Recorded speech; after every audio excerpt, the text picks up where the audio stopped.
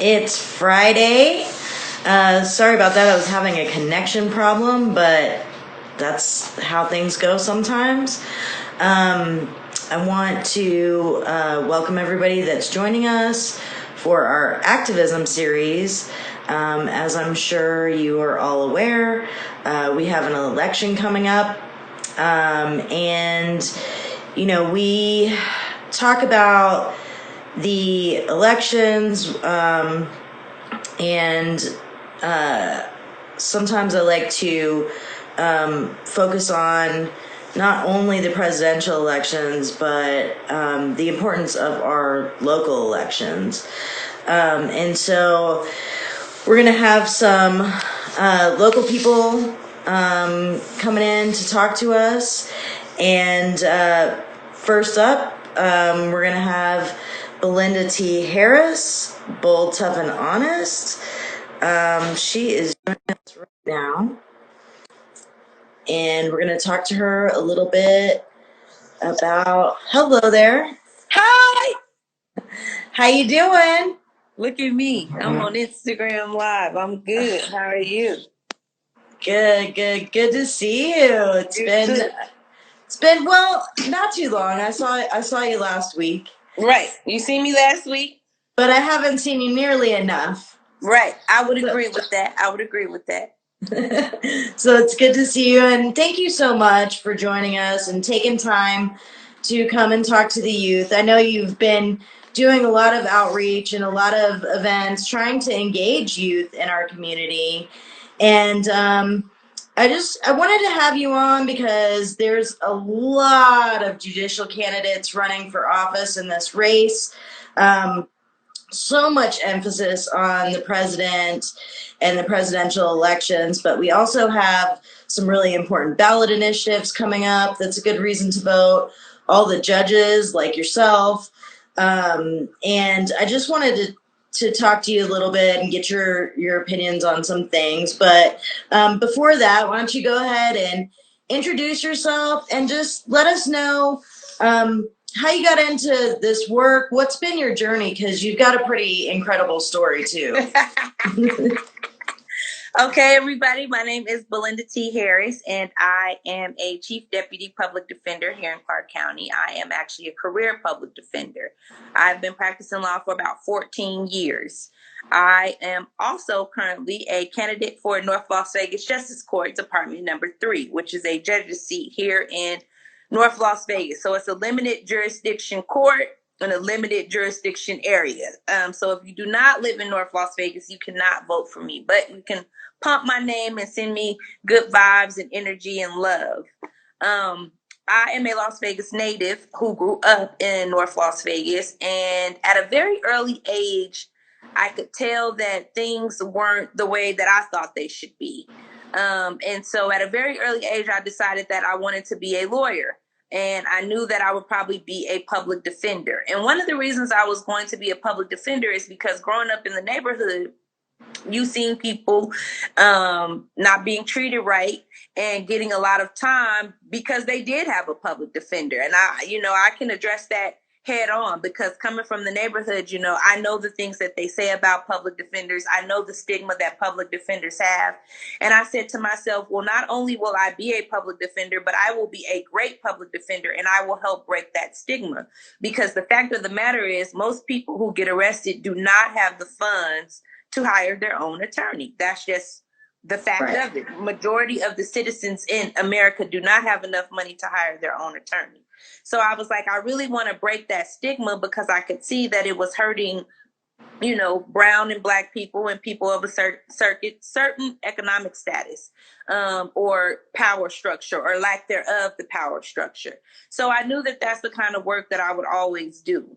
In my approach as a public defender, I have pretty much a holistic approach to my practice because when you're dealing with someone's liberty, even with something as simple as a traffic ticket, which most people, I think, see firsthand. I think people see traffic tickets firsthand. And here in the state of Nevada, a traffic ticket can spiral out of control. You can miss a court date, get a warrant, get the warrant fees, can't get out of the warrant fees, then your registration is suspended. Then your insurance is suspended. Now you have no driver's license, registration, and insurance suspended. You're driving or you're trying to get to work or get where you have to go. You get stopped. You're in custody. You land in front of the wrong justice of the peace or the wrong judge, you could stay in custody for 10 days. Well, a lot of people just can't take 10 days off of work. You take 10 days off of work, you may lose your job. Not to mention, you might have already lost your car. That could have led to you losing your job and not being able to pay for your court, or not being able to pay to be locked up even. Exactly. So now we have this whole thing spiraling out of control with an ordinary citizen, right? An ordinary citizen who just forgot a date. We all have forgotten dates. I know I have. We've all forgotten dates on payments. You like, oh my God, my card note, my credit, whatever it is. You just like, oh, I forgot to pay that. Let me do it right now. And sometimes those things happen. And I think a lot of times when people see warrant, and they know that means you could be arrested, they get scared, and rightfully so, because being detained, arrested, having your liberty restricted in any capacity is scary, right? It's scary. Yeah. It's not a very welcoming situation, and you know, it's just not a good feeling. So I think, you know, based upon all of that, that's how I got into this work. As I am being a chief deputy public defender, I would be in court all the time, and I would see things that I did not like and I thought were being wrong. And I thought judges were, I seen that judges were not following the law. So I decided to not keep complaining about it, but I decided to put my name on the ballot. And here we are today, about 25 days out from the election. Yes. And I decided to put my name on the ballot in the community that raised and molded me into the person I am today. Because to whom much is given, much is expected and required. And North Las Vegas is a big part of who I am, and, you know, how scrappy I am, actually. Because I grew up here, and this is the community that made me, and I owe it all back to them. So I put my name on the ballot this year for November 3rd, 2020. And I'm Belinda T. Harris, and that stands for BTH. Those are actually my initials, and it stands for being bold, tough, and honest. And so here I am doing this work. I've always done the work because, like I said, as a public defender, you pretty much take a holistic approach to your practice and making sure that, you know, each person you stand with, whether it's a traffic ticket or it's a homicide, that they get treated equally, fairly, and everybody's given a fair shake. And that's all that it's about. And there's something really special, too, about the fact that that's your area of town that you grew up in, that you were raised in. That's truly your heart. That's, you know, your neighbors, your family. And I think that, you know, for me, being in that type of situation, I can feel how that would inform my decisions at looking people as, these are my neighbors. These are the people that I grew up with, rather than judging them based on, you know, like what they've done, or, you know, not taking that holistic approach. I think a lot of us could benefit from judges that are in that position. You know? I think so too. I mean, the judicial canons say that judges are supposed to be in the community. And I always say to myself, how can a judge apply the law fairly if they have no understanding of what the person standing before them is going through or where they're coming from? Just recently, the National Judicial College did a survey, and speaking of judges, and a lot of the judges admitted that there is an inherent bias in the criminal justice system. And the problem is, are we letting that inherent bias affect our decision making? Right. And, you know, there are some people who don't even want to admit that it exists. And we all have inherited biases. And if you say you don't, you're not telling the truth. We all have an inherent bias, you know, whether, you know, we look at a person and judge them based on the color of their skin, or maybe their outfit, or tattoos, or piercings, or haircuts, or hair color, or their glasses, or, you know, we all have them. I mean, it is what it is. And we have to admit that we have them, have these bold, tough, and honest conversations, right? Where we're not letting it affect our judgment process when we have been placed with this amount of power, right? Because when you're asking people to vote for you and put you in these seats, you're saying, trust me because I'm going to do the right thing. And everybody's not doing the right thing because some people are abusing their power, and some people are placating to those who have a power structure. And I think we've been seeing a lot of that over the last year. I think it's been in everybody's face because we've been having to stay home and watch television and play on our phones.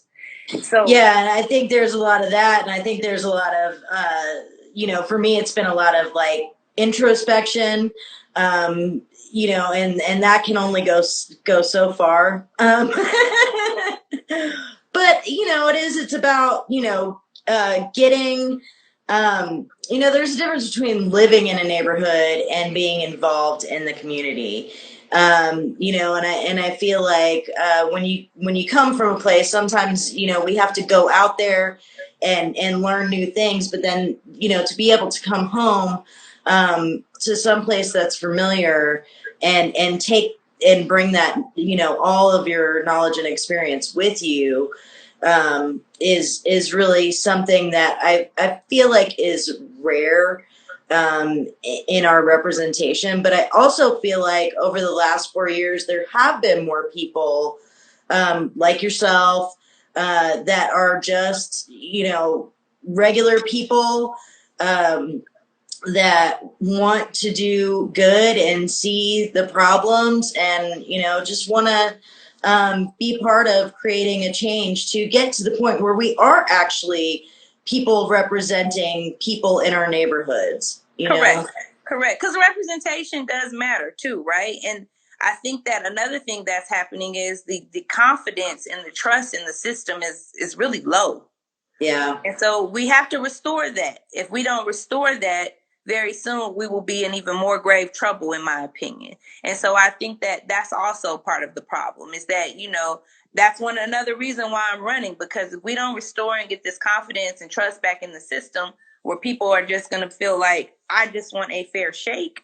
And that's what I feel like. I feel like most people just want to be treated fairly. They want to be heard. And because, as a litigator, there are some judges who I love to practice in front of who oftentimes rule against me, but I know why they're ruling against me. And that makes a big difference. It's kind of like when your parents put you on some type of restriction or punishment, right? Why you got your phone taken. Your mom just doesn't come in and take the phone, or your dad or your big sister to the youth. Why? You're like, oh yeah, I messed up in school, or I did get that grade, or I got caught ditching, or whatever the case may be. But it's not just a random, I got my phone took. Right. So I mentioned that there's all these judges running. Is what's energizing you about the judicial landscape, and what's happening right now? Well, I think one thing that's pretty remarkable that happened, which is sad but remarkable, is RBG died, right? She passed away. May she rest in power. But with her passing, I think that this showed to everyone how the judge matters, how important the judge is. In our country, most major decisions and anything that gets changed or happen comes from a court case. Yeah. From education to civil rights to who you can marry, to all of the different rights, to gay marriage, to even interracial marriage back with Loving versus Virginia, school board versus education. Everything that happens is always being with a court case. So I think that it showed exactly how the judge matters. My saying is I've been telling people to start at the bottom of your ballot, because you just don't get to be a Supreme Court justice, right? That's just not, you just don't wake up, go to law school and be like, I'm Supreme Court justice. No, you have to be a judge on a local level, right? Mm-hmm. You have to do work and have an outstanding record to even be considered to be appointed, right? And then that's how you become a Supreme Court justice. So the fact that I think that everybody is now seeing that. I always say my name, my race is the last race on the ticket on my ballot. So I tell people to start at the bottom, because if you don't start at the bottom, you cannot get to the top. we already know what's going on at the top of the ballot, right? Because Right. we're being inundated with it. Everybody knows what's going on at the top of the ballot. It's no secret. Everybody knows. Everybody has an opinion about it. Everybody's talking about it. We're all getting messages about it. Everybody knows what's happening at the top of the ballot. You are more likely to come in contact with your justice of the peace or a police officer than you are anybody at the top of that ballot. So it's very important to know the people who are on a local level who are actually making the decisions that will affect your everyday life here in Clark County. These are the people who will affect your decisions, everyday life in Clark County, not the people at the top of the ballot. Not that they're not important. I'm not saying that they're not important. I am not saying that they are not important. Let me repeat that. That is just as important.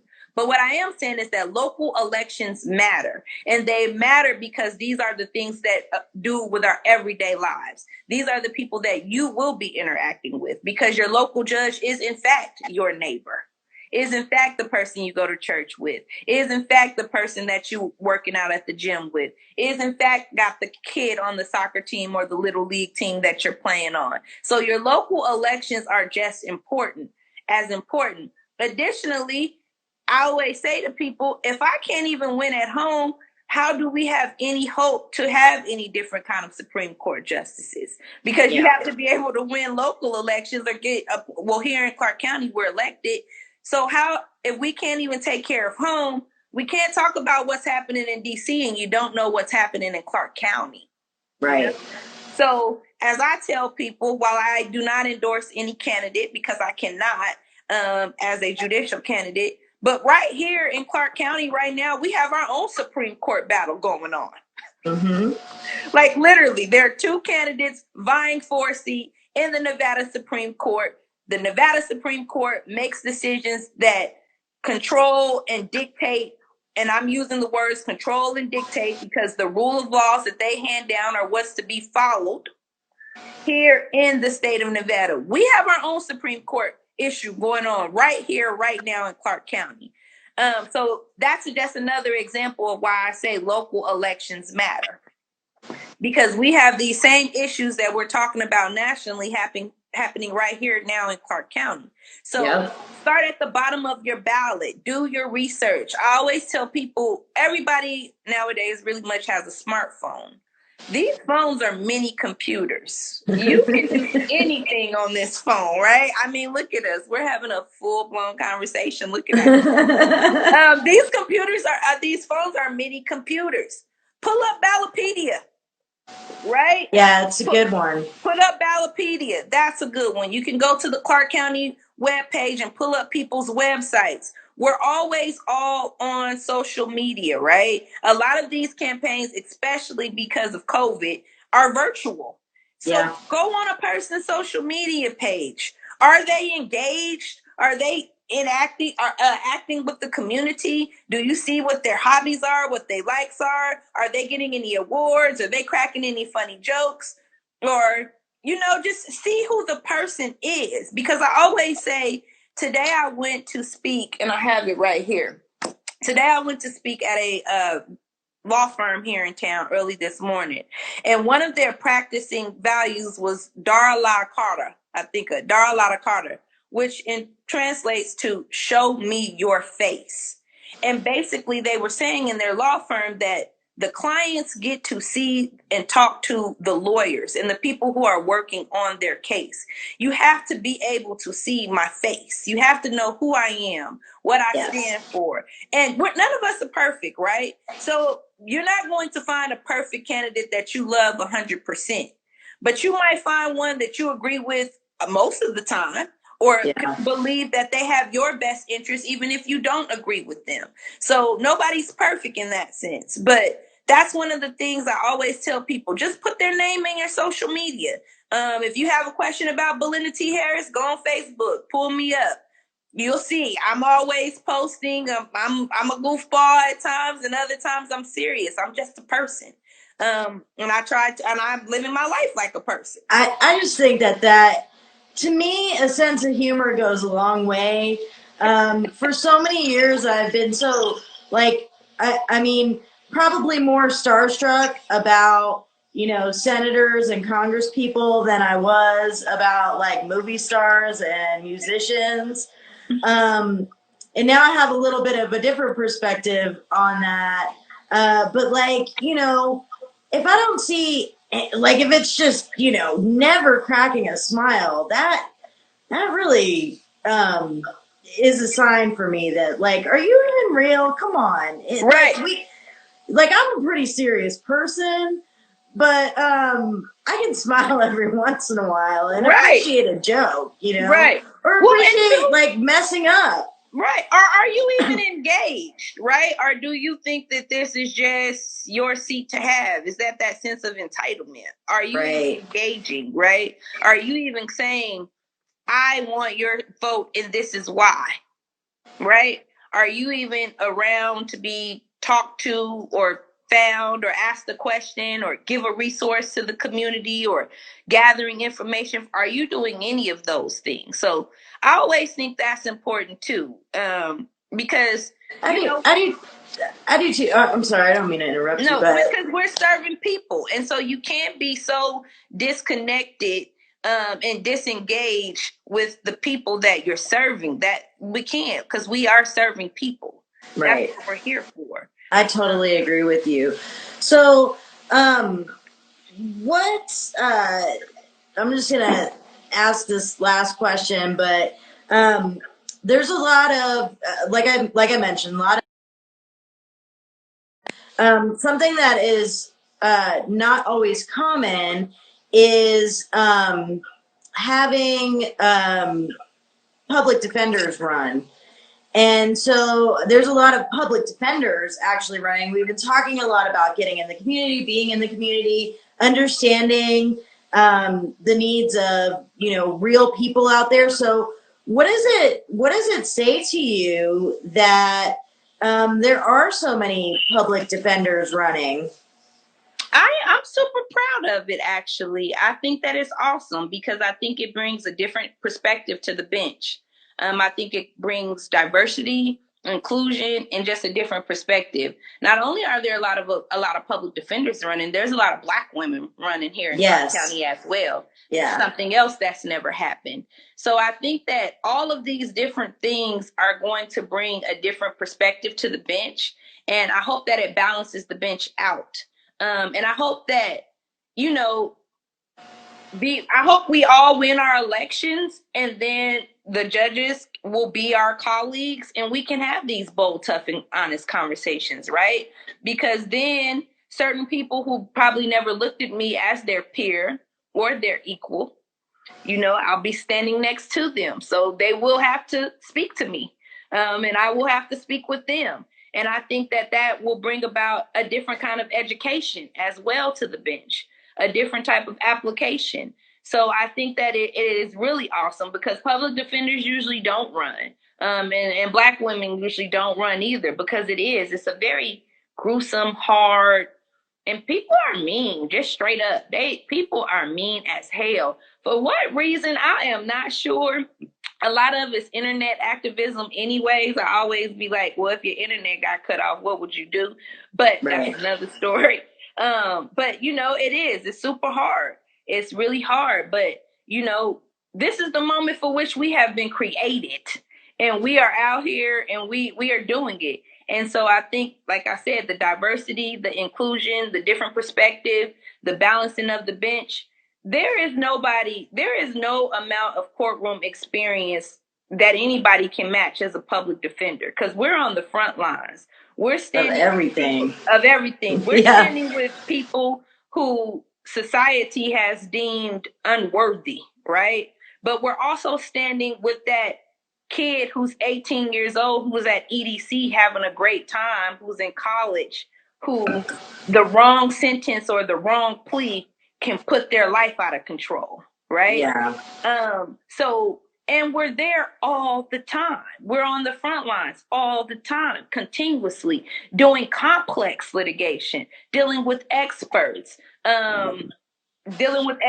preparing for trials, litigating motions, going in and out of the courthouse into different courtrooms. There is no level of experience for that. And another thing about being a public defender is, we have redefined winning, because a lot of times we're not just getting slam dunk not guilties, but we are still winning and doing a great service to the community and making sure that people are getting represented and their rights. The government is being checked, right? Because that's what it's about, protecting and defending the Constitution. And that's what we're doing, having that system of checks and balances, because once one person's rights is violated, then we're all in trouble. We can't have that.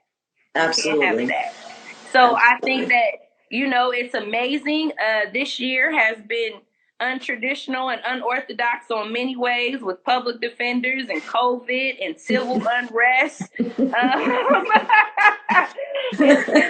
been a challenge, and it's been different on so many levels, but we're still here. We're only about 25 days out. I don't know how many days, because every day something like that. Not long now, coming. Little Smurfs. Yes, not long now. So I think that that's also pretty awesome. Yeah, I love your perspective about everybody winning those elections and being able to have those conversations, because and it goes back to you working in the community that you were raised in. It's one thing to look at statistics or have opinions or think about what's going on with people, but it's another to have that actual human interaction and to be able to humanize somebody, to empathize. I mean, I think that human connection creates an empathy that's at a deeper level than just knowing what's out there. I would completely agree. And a lot of times, perfect example, it's been COVID, and some clients were told to do community service. And it's like, we want them to do their community service, but things have been shut down. And everybody doesn't have, I won't even talk about that. I'll talk about the schools, right? We're seeing with education that a lot of kids did not have Chromebooks or access to get Chromebooks. And then once they got the Chromebooks, they didn't have the internet. Mm-hmm. Right? So everybody's not on that same playing field and even trying to get their education in public school, right? Well, yeah, and speaking of that, there's a couple of spots for trustees this term too. Because and I'm not saying anything against anybody, because I'm nonpartisan in this position too, but maybe if we would have looked forward and considered the fact that we may not have an opening, instead of and taking care of some of those problems looking forward, instead of being reactive, if we were a little proactive, I think in government at large, we'd have a much better flow to our society and meet the needs of more of our citizens. And that goes back to starting at the end of your ballot. I'm the last race, but the school boards are there, the trustees, the school boards, they're right above my name. Okay. Mm-hmm. So it's all these different things on the ballot at the end of the ballot that once again directly affect you and how you will live in Clark County. Yep. All right. Thank you so much. Thank you. Anything else you want to mention or put out there? No, any events coming up? Start at the bottom of your ballot. Ballotpedia is a good source. Clark County Elections is a good source. Social media, you're on your phones anyway. Social media, Instagram, Facebook, all of those things are great to look at, to see who people are and their stance and who they're endorsed by, and their affiliations and what they're into. And my name is Belinda T. Harris, and I just want to make sure that we are educated, encouraged, and empowered to vote. Right on. Awesome. Thanks again. We'll see you soon, hopefully. See you soon, sister. All right. Bye. Bye-bye.